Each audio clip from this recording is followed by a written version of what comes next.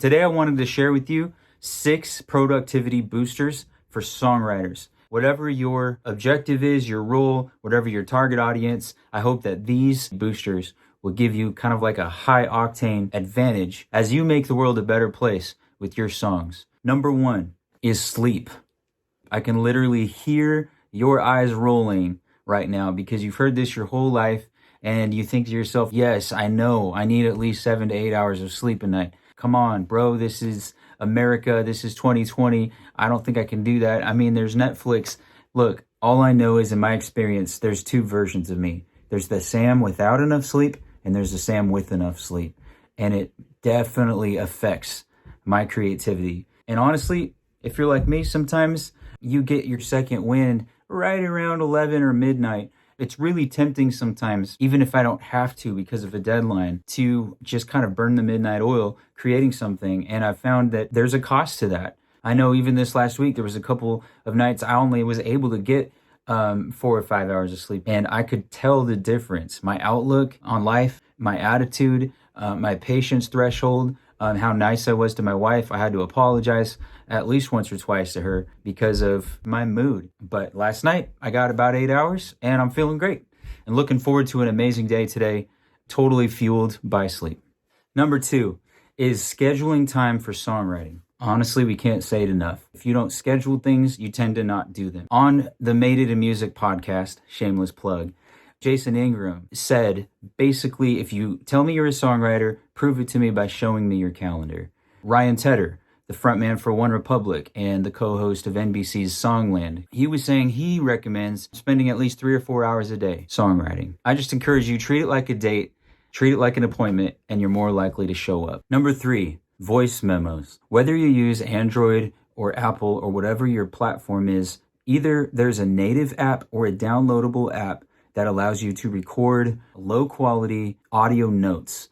If you're not doing this and building up a library of song ideas, song titles, melody lines, hooks, things like that, then you are going to forget them. I heard from Phil Wickham, Leland Mooring from the band Leland, and others that voice memos are an irreplaceable, essential daily tool. In fact, Phil likes to go running, and so on his runs, he's listening to voice memos and honing them and recording other ones. That's dedication. So I encourage you to get something like voice memos, which is what I use on my iPhone, and record all your ideas. Number 4 is CoWriting. CoWriting is no longer just a fun option.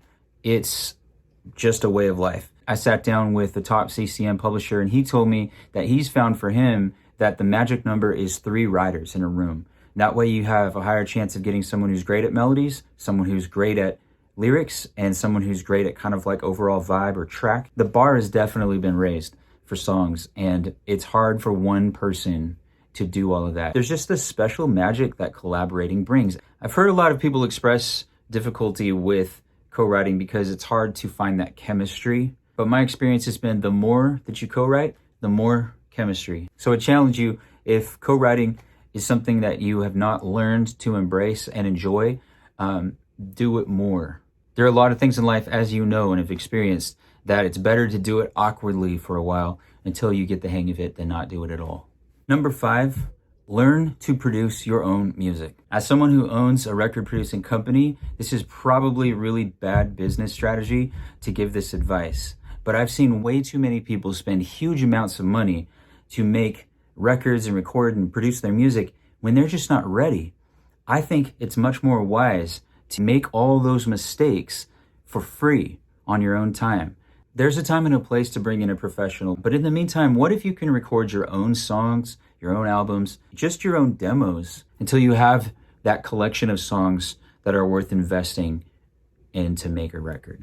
If you can learn the basics of vocal production, drum programming, recording your own electric guitars, you could potentially save thousands of dollars while you get better and better at honing in your craft, discovering your songwriting superpower, and crafting your own musical identity. The 6th productivity booster is to write down your goals. One of my favorite productivity gurus, Michael Hyatt, says something to the effect of, even if you don't come up with a strategy or plan to execute those goals, just the fact that you wrote them down makes it 40% more likely that you will accomplish those. It does something in your brain that sets you on that course. I promise you, Michael Hyatt's not paying me to recommend this stuff, but I use his full focus planner. In fact, it's right here on my desk. What's really helpful to me is there's built-in templates to help you to achieve your 7 to 10 goals, to break those up into quarters and then figure out how to break those up into weeks and then to days.